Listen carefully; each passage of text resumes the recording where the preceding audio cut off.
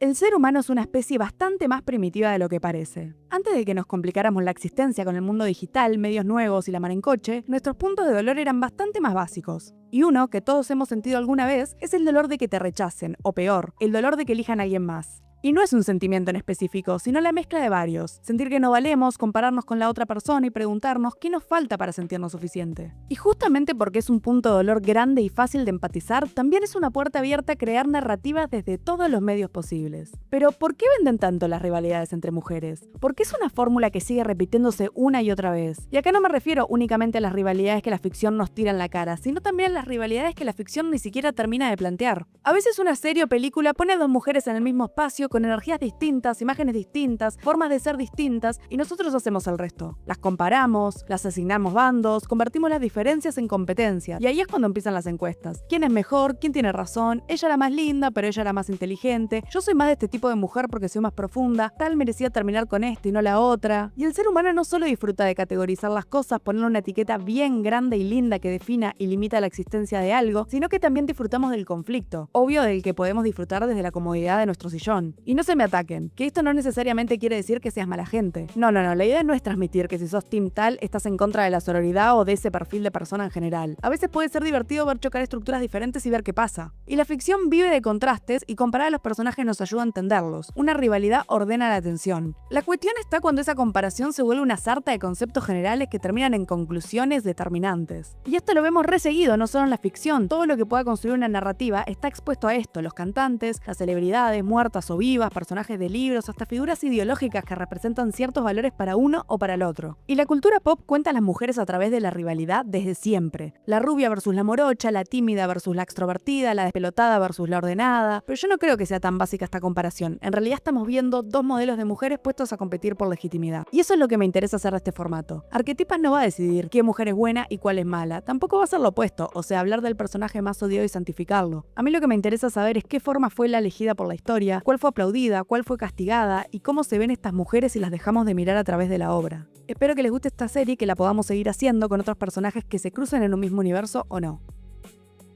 Primero tenemos que entender que no miramos a todos los personajes siempre del mismo lugar. Si una historia me deja entrar en la cabeza a un personaje, escuchar sus miedos, sus chistes, su vergüenza y su versión de los hechos, yo estoy un poquito más desde su lado, aunque se mande cagadas. En cambio, si a la otra la veo desde afuera, más callada, más funcional a la trama de la primera, y la voy a jugar con un poquito menos de amor. Y esto tiene un nombre técnico, pero dicho en criollo es que la cámara y la voz o el relato te dicen exactamente con quién pasas tiempo de calidad y a quién miras desde afuera. Y esta elección nunca es porque sí. Con las mujeres aparte, esa comparación se hace con conceptos que vinimos cargando desde hace mil. La promiscua versus la puritana, la linda versus la fea, la que es material de esposa contra la que es solo para divertirse, y a esto sumaré la clase, que le mete otro filtro más. La que trae plata, modales y apellido suele verse con ojos más amables. La otra puede parecer más cercana o más auténtica, sí, pero también más improvisada y más quilombera. Y estas comparaciones son muy populares y repetitivas porque la narración se ahorra un montón de tiempo. La rivalidad ya de por sí fabrica conflicto instantáneo. Nos ahorramos la incertidumbre porque elegimos rápido qué lado de la vereda queremos ocupar. Además, la conversación pública empuja este relato todavía más, porque obvio discutir quién tenía razón genera muchísimo más tráfico que fumarse la zona gris de que todo personaje tiene un porqué. Por eso esta maquinaria parece tanto, desde las telenovelas hasta los realities, desde Mean Girl hasta Gossip Girl. Estas estructuras convierten tensiones complejas en espectáculos vendibles. Y quiero creer que nadie que me está escuchando es alérgico a la zona gris, porque si han visto los otros videos de análisis de personaje, que aprovecho y les dejo en la tarjetita de algunos, saben que en este canal nos tiramos de cabeza a la piscina gris y analizamos estos lugares de luces y sombras para intentar entenderlos. Y el ejemplo que traigo para empezar esta serie de arquetipas es un debate sin fila en redes sociales, foros e internet en general, que es el triángulo amoroso entre Carrie, Big y Natasha. La conversación fácil, o la más elegida por la cantidad de tráfico que atrae, es que Carrie era la soreta, Natasha era este símbolo de sofisticación y Big era Big, o sea, el pelotudo que ya nos tenía acostumbradas a la negligencia emocional. Y Carrie y Natasha son un caso perfecto para empezar porque la rivalidad parece obvia: la amante y la esposa, la mujer desordenada y la mujer correcta, el color y el beige, la chica difícil y la chica fácil de elegir. Pero yo creo que hay que analizar por qué se genera esta rivalidad más allá de lo literal de la pelea por el macho. Me gustaría que abordemos por qué Carrie necesitó convertir a Natasha en una amenaza para poder soportar el rechazo de no ser elegida. Y también por qué nosotros como audiencia la castigamos por esto cuando muchas veces lo repetimos.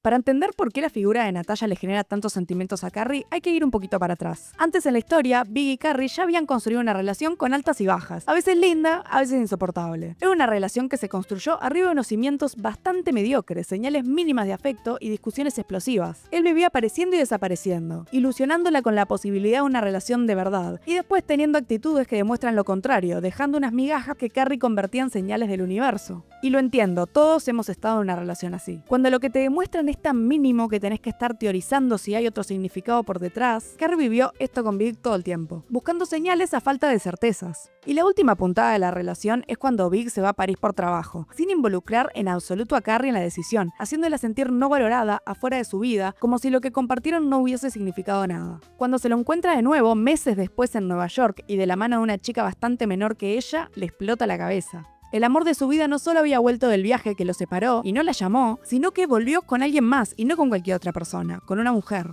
Y bueno, hablemos un poco de Natasha. Natasha no es un personaje fácil de analizar directamente porque no tenemos mucha información de ella en su intimidad. Esto nos obliga a rellenar los huecos con lo que la serie nos da, y recordemos que la serie está narrada por Carrie, así que prácticamente la estamos viendo a través de sus ojos. Y lo que nos resume la primera impresión de Carrie es que Natasha es una mujer socialmente aceptada para Big, pero que también le falta un poco de salsa. Viene de buena familia, esto lo sabemos porque la serie nos aclara que sus padres tienen una casa en Los Hampton, una zona playera muy elitista de Nueva York. Trabaja en Ralph Lauren, lo cual dice muchísimo del perfil de ropa que viste, que es otro símbolo que usa la serie para mostrarnos también las diferencias entre ellas, pero que también nos indica que ella se mueve bien en espacios sociales con un perfil adecuado como de socialité. Natasha en el mundo de Big parece sentirse como un pez en el agua. No parece estar peleando por entrar a ningún lado. Ese mundo ya la reconoce. Y ese es uno de los puntos de dolor de Carrie. Carrie tiene un estilazo, tiene reflexiones muy inteligentes, una identidad muy propia. Pero las pocas veces que la vemos dentro del ambiente de Big no está precisamente cómoda. Esto lo comentamos más en el video de Carrie, aprovecho para dejar la tarjetita. El bolso de cisne como la representación de esta mujer correcta que entra en el mundo de Big. Un bolso que a Carrie no le gusta para nada.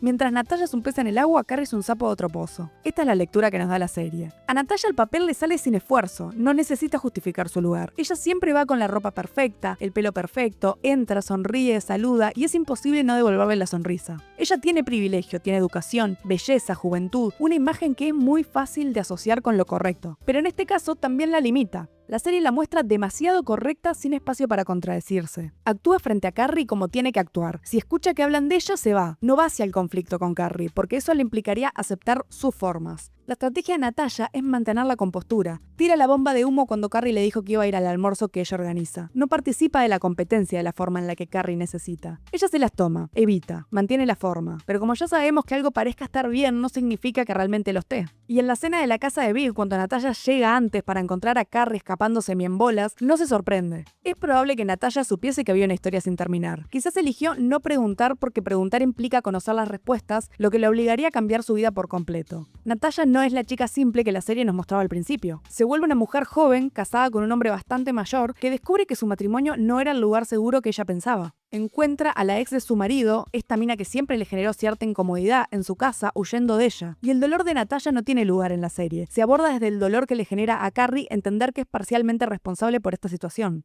Y Carrie es un personaje muy fácil de odiar si una mira sus decisiones una por una. Miente, se obsesiona, invade, engaña a Aidan, tiene un affair con Big, desprecia a Natasha para sentirse mejor consigo misma, y cuando la culpa la supera necesita expresarse, sin pensar que tal vez la otra persona no la quiere escuchar. Todo esto está mal, pero a la vez si nos quedamos solamente con esto perdemos lo que hace interesante a Carrie. Y no sé qué opinan ustedes, pero siempre hay puteadas para Carrie por esto, pero para Big, nada. Y la serie hace exactamente esto. Deja olvidado que es Big el que tiene la responsabilidad enorme. Es él el que se casó con Natasha.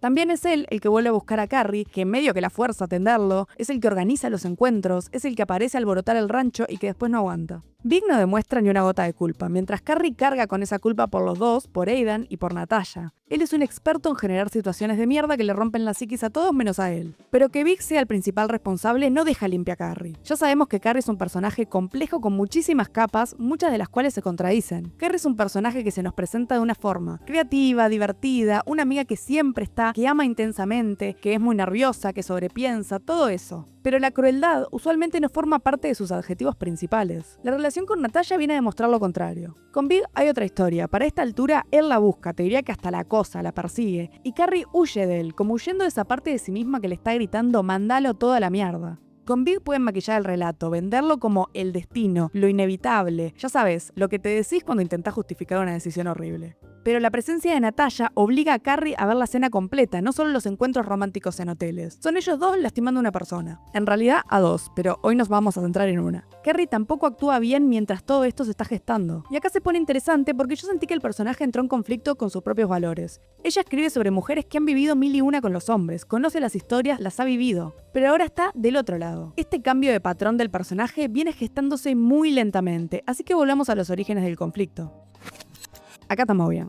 Esta escena es simplemente maravillosa, no me digan que no, que se caiga la silla, cómo sale la servilleta volando, todo es cine. Acá seamos honestas, todos somos Team Carrie porque si no, el otro que te queda es Team Big y nadie quiere hinchar por él, por favor. Pero este es uno de los primeros recuerdos horribles con los que Carrie va a asociar a Natalia para siempre. Carrie, totalmente de Lulu, lo ve a Big todo nervioso y dice, uff, la estoy rompiendo con el vestido. El tipo tenía todas las razones para ponerse nervioso. Ya sabemos que Carrie se traga las emociones hasta que explota, y la cuestión es que para Big estas explosiones suelen ser bastante impredecibles, y no sabe exactamente qué emociones tiene y hace cuánto las viene tragando. Cuando le cuenta la noticia de que está comprometido, se va toda la mierda. Más allá del enojo y la cantidad de cosas que le grita, la silla, la salida dramática, todo eso lo banco. Carrie procesa la noticia con las herramientas que tiene, que son pocas. Se siente humillada por Big, por la energía y el tiempo que perdió, pero sobre todo se siente herida. La noticia llegó y se casaron. No importó todo el despliegue que montó Carrie parándose en ese vestido increíble frente a su fiesta de compromiso, el cual es una clara declaración de competencia. De hecho, usan otra estructura narrativa para apoyarse en esto, la película The Way We Were, donde la rivalidad es esta chica simple versus la chica Katie, la complicada, con la que la relación lleva trabajo. Nada de esto surte el efecto que Carrie busca. Natalia sigue siendo la mujer de Big, pero creer que elige a la otra porque requiere menos trabajo es la justificación que necesita. Pero el matrimonio pasa. Y Carrie está lidiando con todos los sentimientos de enterarse los detalles por el diario, con su amigaza Charlotte que está ahí para evitar que se ahogue en alcohol. Te queremos, Charlotte. Carrie logra expresar su frustración cuando escucha la canción que sonó mientras Natalia caminaba al altar. When a Man Loves a Woman. Ahí estaba el gen de Big que faltaba en toda la ecuación.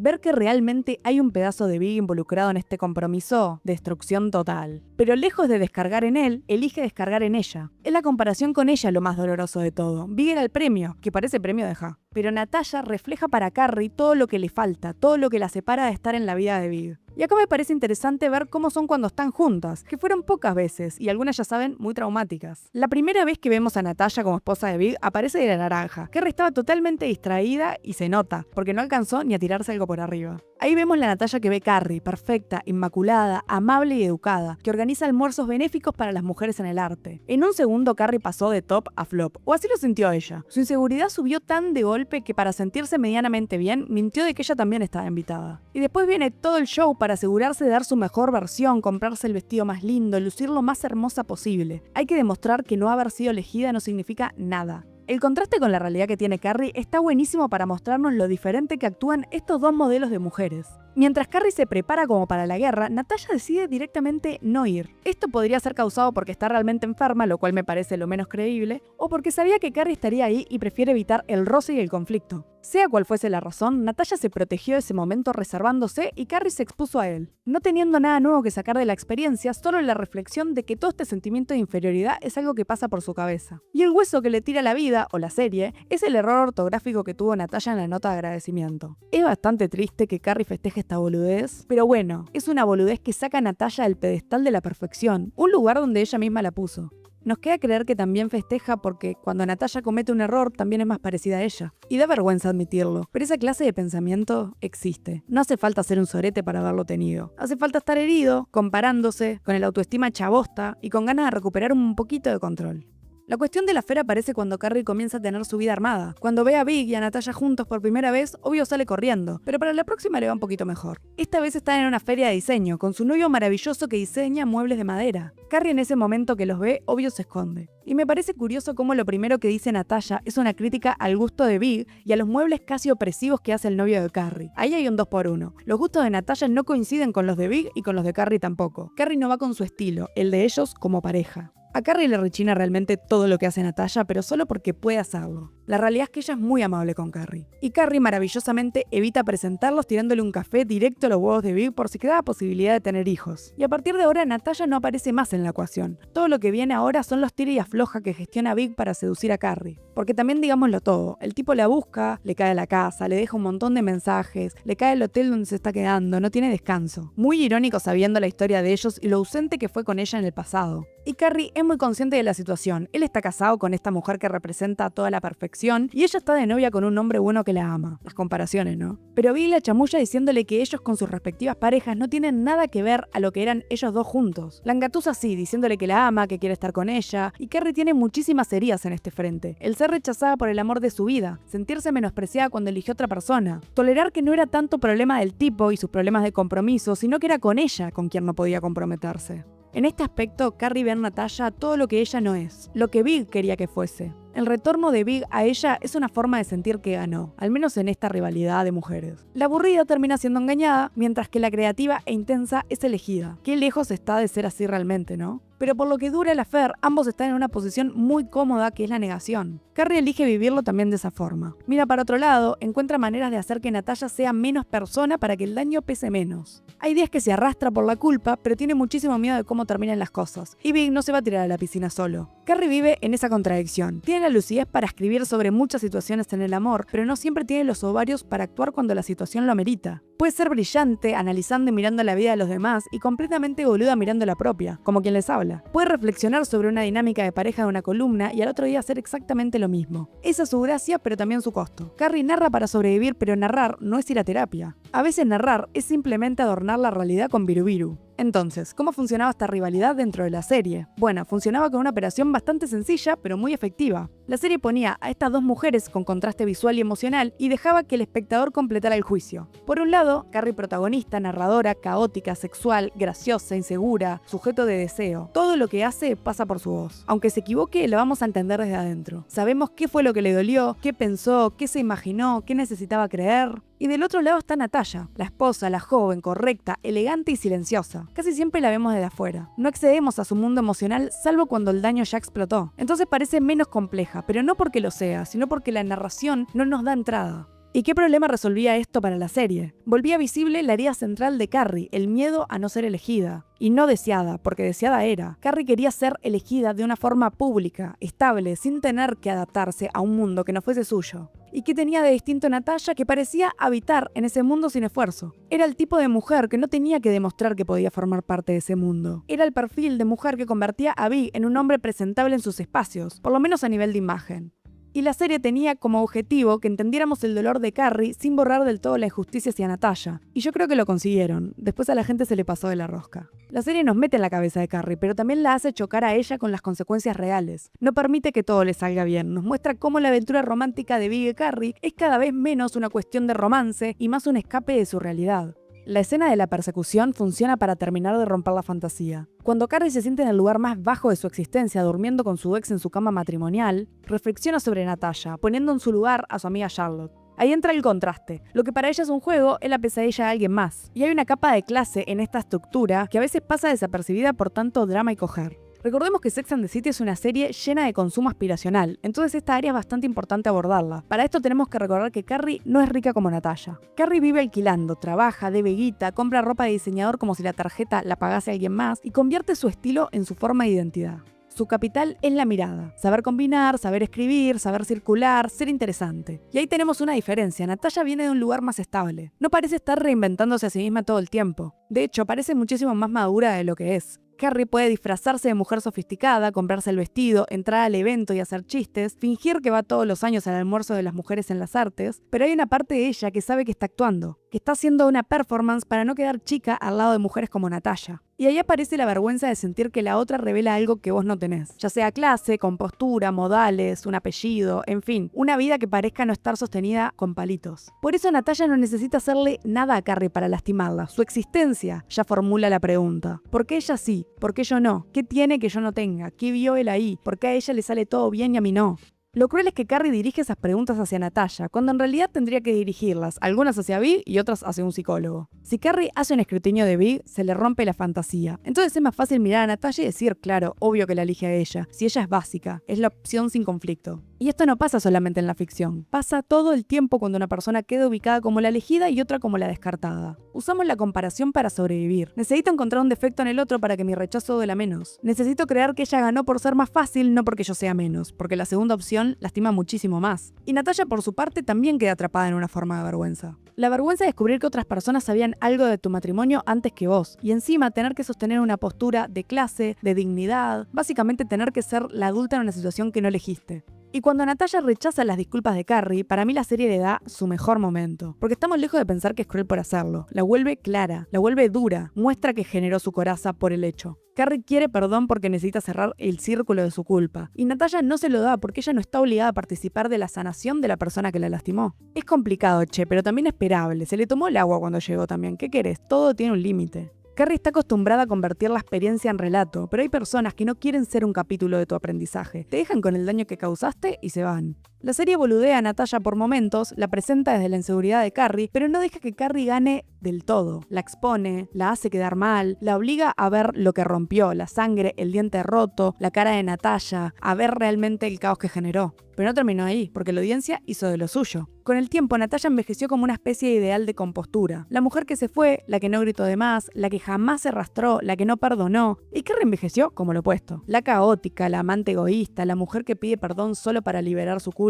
Y hay razones para que se lea así, porque Carrie la caga fuerte. No hace falta suavizar nada. Pero también me interesa mirar por qué fuimos tan eficientes para castigarla a ella y tan vagos para castigar a Big. Porque Big queda muchas veces envuelto en una especie de escudo narrativo. Es el hombre complicado, el que estaba emocionalmente inaccesible, que no sabe amar bien, pobrecito, que se desliga rápidamente del lío. Pero igual llama la atención cómo la cultura pop disfruta más juzgando a la mujer que pierde el control que al hombre que lo administra. Carrie pierde el control constantemente y muy visiblemente. Natasha lo pierde una vez y se rompe un diente. Big lo pierde en cuotas, rodeado de sus trajes, en habitaciones de hotel, y el juicio público se lo llevan solo las pibas. Y también puede ser algo generacional. Ver Sex and the City de adolescente o muy de pendeja te puede hacer caer en ver a Carrie como la mujer intensa, imperfecta, divertida, romántica. Y Natasha puede parecer un arroz blanco sin gracia. Pero verla ya de grande cambia un poco la cosa. Natasha es una piba joven metida en un matrimonio con un tipo que no cerró su historia anterior. Y Carrie ya no parece más la mejor del mundo. Parece alguien capaz de justificar muchísimo daño por sanar una herida. Y aún así, no me interesa hacer el movimiento de santificar a Natasha y destruir a Carrie. Natasha también representa un ideal bastante tramposo. La mujer que no incomoda, que nunca se desordena, que puedes incluso herir porque ella va a mantener siempre la elegancia. Y puede ser digno de admirar, obvio, hay algo aspiracional en ella. Pero también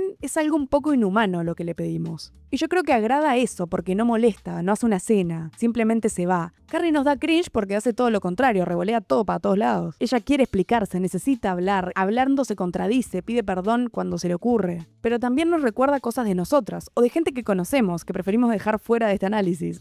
Para mí lo más interesante de Carrie y Natasha no es decir quién tenía razón. Esa respuesta es bastante fácil si miramos el daño concreto. Natasha fue lastimada, Carrie participó de ese daño y Viv fue el responsable principal y el más protegido por el relato romántico. Lo más interesante está en otro lugar, es en cómo una narrativa puede repartir herramientas de forma desigual. Carrie sí tiene contexto, Carrie puede equivocarse y seguir siendo narrada desde adentro. Natasha tiene que ser impecable para que la audiencia la respete. Entonces la cuestión del amante y la esposa deja de ser el foco y le damos el lugar a otras dudas. ¿Qué tipo de mujer recibe explicación y qué tipo de mujer recibe etiqueta? Carrie necesitaba creer que Natasha era simple porque no soportaba la idea de que Big hubiese elegido a alguien real, como ella. Natasha necesitaba irse porque no tenía por qué quedarse a ser el juguete y responsabilidad afectiva de estas dos personas adultas. Y Big, como tantas veces, quedó en el centro sin tener que cargar del todo. A lo mejor por eso este tipo de rivalidad en concreto se sigue repitiendo, porque casi todos entendemos alguna parte. Entendemos la humillación de Carrie, aunque no justifiquemos lo que hace. Entendemos la dignidad de Natasha, aunque sepamos que ese mecanismo también tiene sus consecuencias mentales. Entendemos el deseo horrible de compararse con la elegida, entendemos la tentación de pensar que la otra ganó porque era menos complicada, e incluso esa necesidad medio patética de buscar el error en el otro.